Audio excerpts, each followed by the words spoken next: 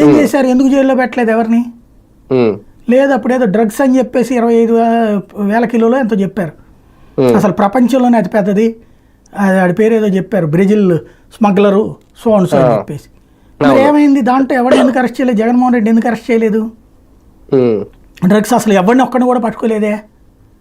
గంజాయి జగనే చేస్తున్నాడు, ఎందుకు అరెస్ట్ చేసి జైల్లో పడేసి? ఎవడొద్దన్నాడు? బేసిక్గా ఇవన్నీ ఏంటంటే బట్ట కాల్చి మీదేస్తా ఉంటాం. జగన్నే తిడతంటే కింద ఉన్నోడు భయపడిపోతాడు. ఆ భయంతో ఉన్నప్పుడు ఎవడు రాజకీయం చేయకూడదు.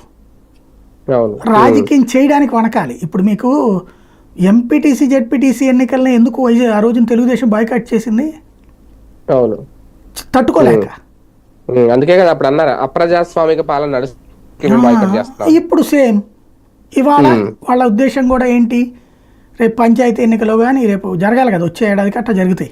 26లోనో 27లోనో 25, 26లో జరగాలి లెక్క ప్రకారం. జగన్ వచ్చిన తర్వాత మరుసటి ఏడాది కదా, కరోనా కారణంగా లేట్ అయింది కానీ మామూలుగా జరగాలి. అట్లా జరిగినా 2025, 26కే జరగాలి కదా. అప్పటికి మొత్తం మున్సిపాలిటీలు పంచాయతీ కిందసారి జగన్ 75కి 73 కొట్టాడు.